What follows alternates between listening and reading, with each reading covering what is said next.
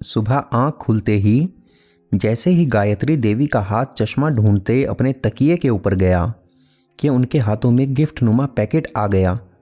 फिर जल्दी से चश्मा ढूंढ उसे पहन व देखने की कोशिश करने लगी। इधर उधर पलटने पर उस पर एक नोट चिपका दिखाई दिया, जिस पर उनके बेटे बिरजू की राइटिंग में कुछ लिखा हुआ था। माँ, याद है जब बचपन में आपके साथ अपने लिए स्वेटर खरीदने जाता था, तब मेरी खरीदारी के बाद आप हमेशा ही चलते चलते वहाँ लगी गर्म शॉल को सहला के जरूर देखती थी। और मुझे स्मरण है, आप हमेशा बुदबुदा कर कहती, कितनी सुंदर है न ये, और यकीनन गर्म भी। मगर फिर जैसे ही आपकी नज़र उस शॉल की प्राइस टैग पर जाती तो आप कहती, ये शॉलें बहुत गर्म होती हैं, लेकिन अपने यहाँ गांव में इतनी सर्दी कहाँ पड़ती है। और फिर आप मेरा हाथ पकड़कर दुकान से बाहर निकल आ जाती। तब मुझे अपने छोटे होने का दुख होता था, क्योंकि उस वक्त मैं कुछ कमा नहीं सकता था।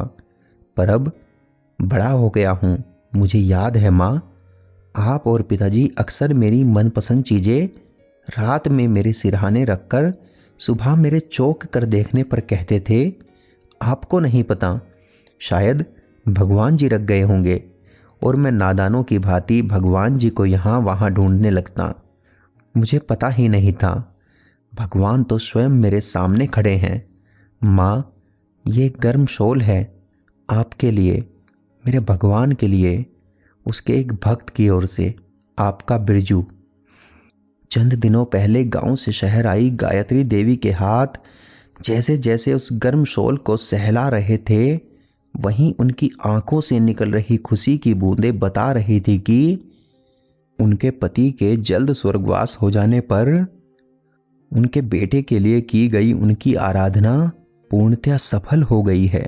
अगर आपको हमारी कहानी पसंद आ रही है तो कहानी को लाइक व शेयर करें और हमें कमेंट करके बताएं कि आपको कहानी कैसी लगी।